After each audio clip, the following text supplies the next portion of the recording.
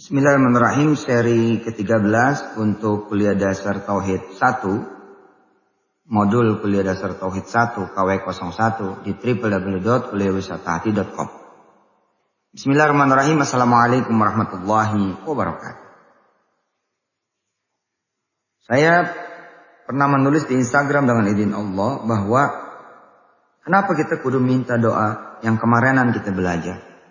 Allahumma inna nas'aluka fahman nabiyyin. Ya Allah, minta kepahaman kelasnya para nabi.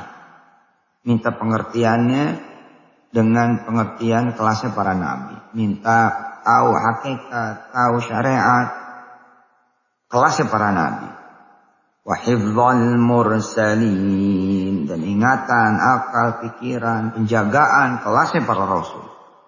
Wa ilhamal malaikatillahil muqarrabin, dan minta ilham kelasnya para malaikat Allah yang mulia yang senantiasa mendekatkan diri pada Allah Subhanahu wa taala. Kenapa?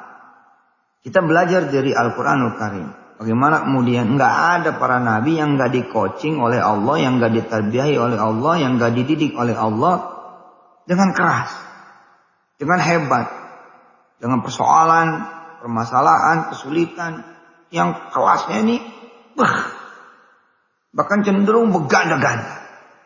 Ada tuh para nabi yang dikasih lawan yang dibawa dia pada, nggak ada. Kelas Rasul terus dikasih lawan dibawa dia pada, nggak ada. Dikasih tingkat kesulitan yang biasa-biasa aja begitu, nggak ada, nggak mungkin. Ibarat kata PR-nya seorang RT beda sama RW. PR-nya RW beda sama lurah, PR-nya lurah beda sama camat, PR-nya camat beda sama wali kota, dan seterusnya. PR-nya Kapolsek, PR-nya kemudian dan Ramil beda sama kelasnya Panglima, Kapolri, beda bos. Beda. PR-nya santri sama guru, PR-nya santri sama ustadz-ustadzanya, PR-nya kemudian ustadz-ustadzanya sama pimpinan pesantren. Beda. Tingkat kesulitan, tingkat permasalahan, tingkat urusan, tingkat kesusahan. Seorang buruh, seorang pekerja begitu. Sama direksi, sama pengemban amanah investasi, sama pemilik pabrik, sama si pengusahanya.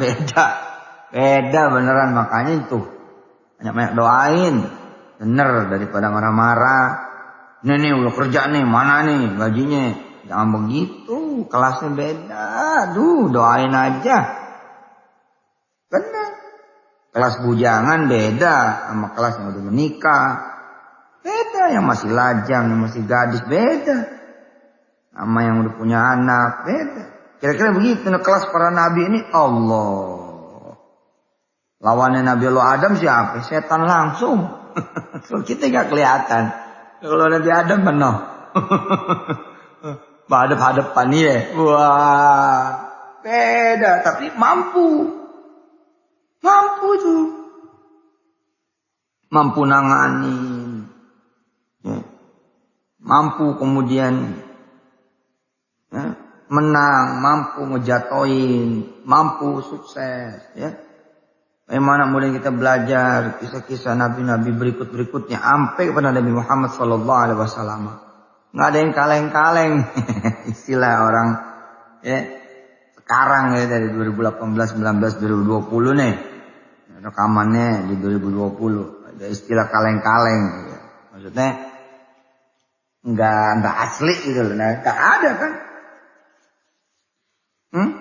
Nabi Yunus dicemplungin ke dasar laut, ke dalam laut. Gelap lagi, berganda-ganda gelapnya. Gulita, pekat. Di dasar laut, agak ada cahaya, malam pula lagi. Di perut ikan juga lagi. Aduh, nggak ada oksigen, nggak ada api. Gimana tuh ceritanya? Tapi kok kemudian bisa keluar gitu loh, ke daratan lagi, dan kemudian menjadi pemenang pula lagi. Energi baiknya beliau di dalam lautan, di dalam perut ikan itu kemudian nyampe kepada kaum Ninawanya. Begitu ya Nabi Yunus alaihissalam. Sehingga kemudian ketika dia balik malah aneh gitu loh. penduduknya malah udah beriman dengan izin Allah.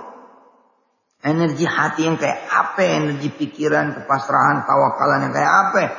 Ketika dia urusin nggak kelar, dia malah kelempar ke dasar laut. Begitu kemudian Nabi Yunus berdoa la ilaha illa anta subhanaka inni kuntu minadh dhalimin. Urusan. Yang gini nih. Aduh.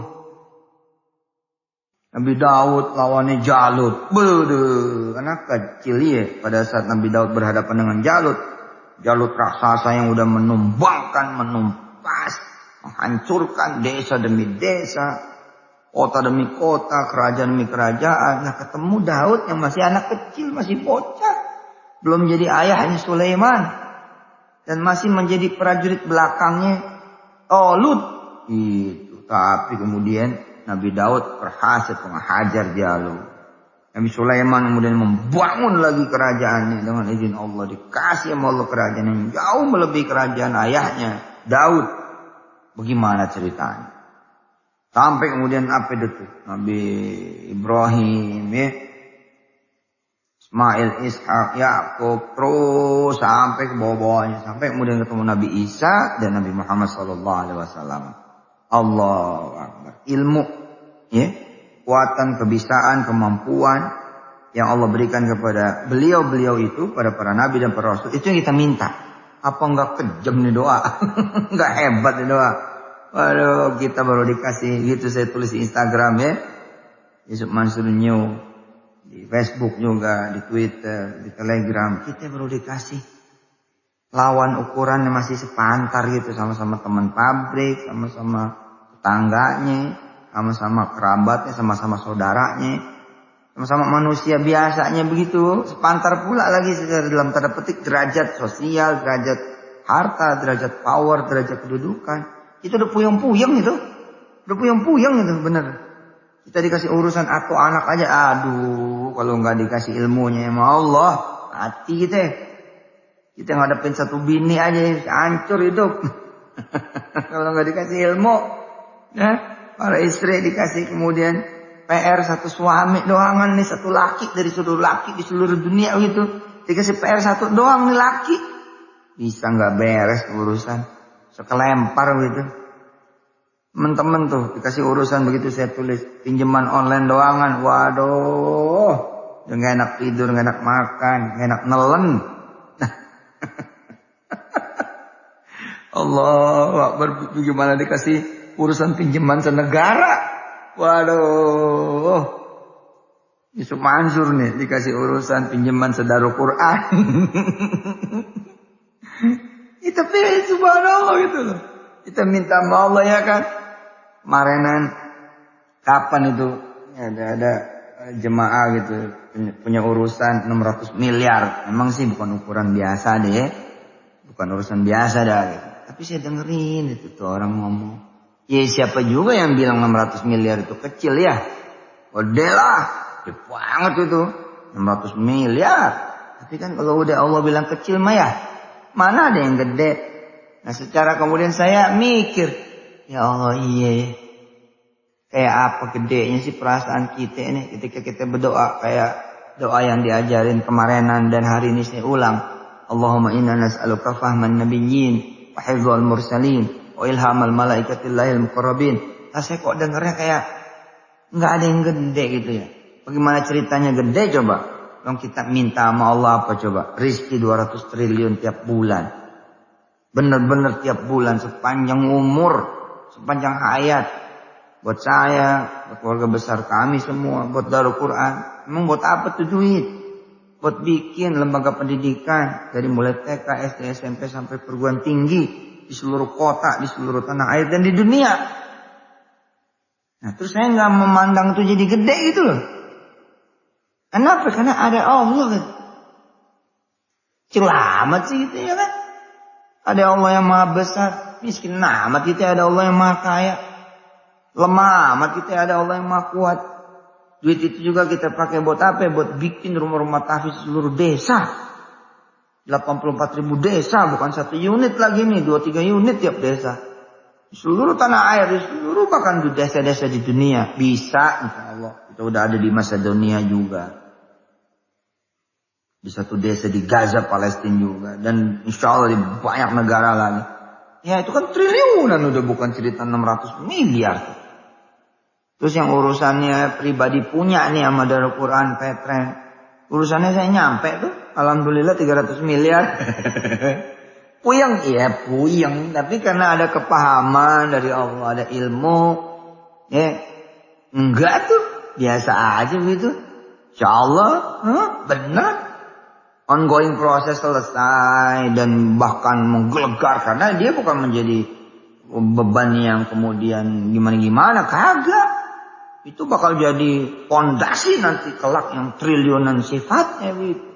Triliunan angkanya, bener. Udahlah, bener deh. Teman-teman nih kalau nggak dikasih kepahaman yang kelasnya beda. Dikasih buat bayar kontrakan aja tuh. Bisa nggak kebayar itu. Angsuran motor nggak kebayar. Susu anak, popok anak. Dah. Makanya kita minta yang begini-gini, kita minta Allahumma inna nas'aluka fahman nabiyyin wa hifdzal mursalin wa ilhamal malaikatillahil muqarrabin. Asli kita minta sama Allah. Minta sama Allah modal hidup yang dimiliki oleh para nabi dan rasul. Sehingga kita lawan siapa aja nggak ada takutnya, nggak ada kalahnya. Ya nggak? Kita di urusan mana aja nggak ada juga kalahnya. Kita baru ngelawan syahwat kita aja udah kalah. Kita baru ngelawan kedunguan kita udah kalah. Kita baru ngelawan egonya kita aja udah kalah. Kita baru ngelawan rasa takutnya kita udah kalah. Kita baru ngelawan rasa pesimisnya kita udah kalah. Kita baru ngelawan kemudian ya kelemahan diri kita. Kekerdilan, kekecilan diri kita udah kalah. Gimana lagi kita menghadapi orang lain kalau nggak dikasih ilmunya sama Allah. Dan kita sekali minta ilmu sama Allah nih, minta ilmu yang kelasnya para nabi dan rasul. La ilaha illallah. Kita minta ide, ya, minta ilham, minta dalam tanda petik wahyu, minta kemudian diajak bicara sama Allah dengan kelasnya para malaikat. Kan malaikat kan direct sama Allah. Ya, kita minta begitu direct sama Allah. Nah, coba itu. La ilaha illallah Muhammadur Rasulullah. Allahumma salli wa sallim wa barik ala sayyidina Muhammad wa alihi. Alhamdulillah rabbil alamin. Subhanakallahumma bihamdika asyhadu an la ilaha illa anta astaghfiruka wa atubu ilaik. Assalamualaikum warahmatullahi wabarakatuh. Iya, itu saya enggak bohong ya. Benar-benar minta tolong ngajak teman-teman semua, ajak-ajakin yang lain untuk belajar langsung di www.kuliahwisatahati.com. Biar dapat doa-doanya langsung, keridhaan dan keberkahannya langsung yang beda. Makasih ya. Dukungan rezekinya dan lain sebagainya, energinya, spiritnya juga insyaallah. Ya, apa yang menjadi cita-cita kita, ya program tahfiz ini meluas, melebar, ya, membahana di seluruh jagat insyaallah. Dan juga soal ekonomi umat. Makasih loh ya sekali lagi. Subhanakallahumma bihamdika asyhadu an la ilaha illa anta astaghfiruka wa atubu ilaik. Wassalamualaikum warahmatullahi wabarakatuh.